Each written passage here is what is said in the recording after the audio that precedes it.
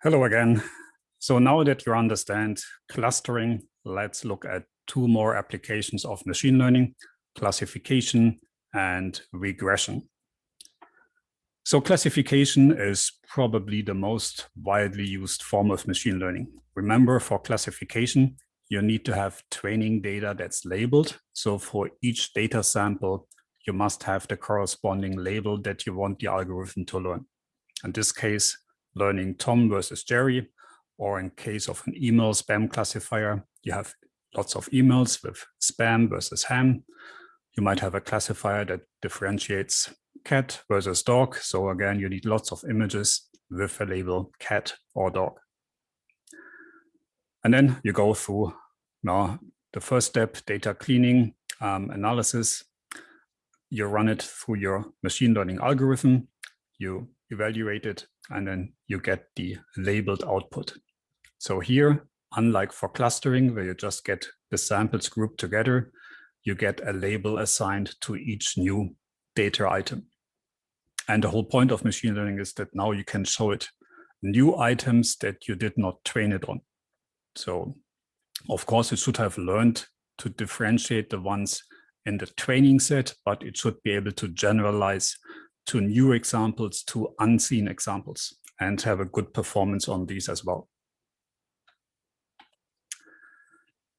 So like for clustering, there are lots of different classification algorithms. And here I'm going to teach you one that falls into the structural classification, which is distance-based, which is nearest neighbor-based, which is the KNN algorithm.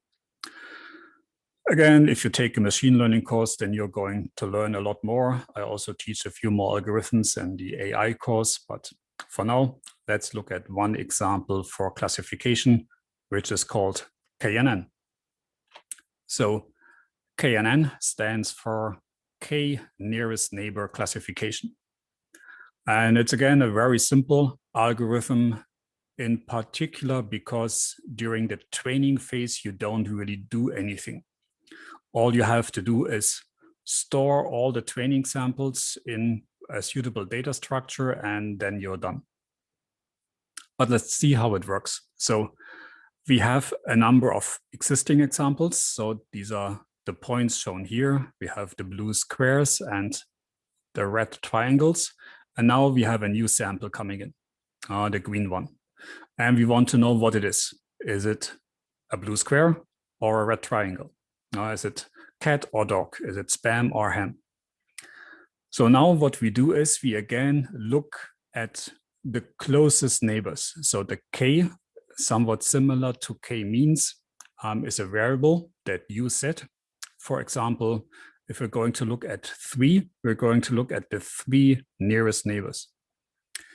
And then we decide this is of the same class as the majority of the nearest neighbors. So in this case, for K equals 3, you can see we get 2 red triangles and 1 blue square. So the new class is going to be red triangle, cat versus dog. But you can also see if you increase K, instead of 3, we use 5, then suddenly we have 3 blue squares versus 2 red triangles. So now it's going to be assigned, again, the majority going to be a blue square. So that's how K nearest neighbor classification works. Now, during training, you don't really do anything. The model building is just storing all the data points. And in testing, you have to do a lot of work because now you have to find out the distance of the new sample to all the other data points.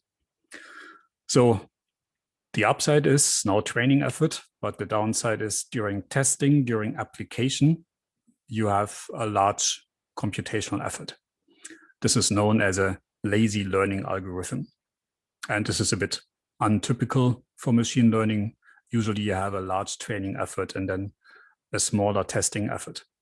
But it's a simple algorithm to understand. And it also performs quite well if your data set isn't too big. So again, just to make sure, you understand how it works. Let's say k equals 1. Then you have the special case that you only look at the closest neighbor for this new data sample. So let's say we have all these classes here, the blue ones and the red ones. And now we have two samples, this asterisk and this one here. And now with k equals 1, we're going to look at only the closest neighbor. Again, for computing the distance, you can use different distance metrics. So for the exercise, we're going to again use Euclidean distance, but you can also do it with other distance metrics like the Manhattan distance. Which one you choose depends also a bit on the data set that you're analyzing. So with k equals 1, you only look at the closest one, and this is going to be the class of your new data sample. So this one is closest to this sample here, so it becomes red triangle. This one is closest to this one here, so it becomes blue circle. Now with a larger number of k, it becomes this voting algorithm that I mentioned.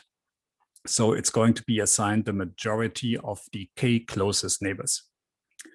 And here, if you look at this example here, if you now choose k equals 3, you can see this was kind of an outlier. If you now look at the 3 closest, we're going to assign this one as a red triangle. This one here is still going to be a red triangle, and this one here is going to be a blue circle. So now you have a second algorithm for machine learning, classification. And again, this is used all over the place in intelligent system applications. We are all watching too much Netflix or too many TV series, I guess, these days. So you might or might not know that Netflix uses a lot of machine learning for analyzing the behavior of the customers, and not just how often they subscribe, how often they watch for something like price analysis, but they're also predicting what could be a good content to produce. Now, Netflix is doing more and more of these original productions. The way you do it traditionally is you have a pilot, then you show this pilot movie or pilot TV episode to an audience, and then you get feedback. And then you decide if you go into a full series production. But that's not how Netflix is doing it. The example that became famous was in 2013. They decided to adapt this British series House of Cards into an American version. And they did an analysis of what their customers like to watch. And they figured out that there is a big overlap between people that watch House of Cards, that like David Fincher as a director and Kevin Spacey as an actor. So decided, based on this analysis, that they have to pick Kevin Spacey as the main actor for the series and have it directed by David Fincher. That was way before he was kicked out later on from the series.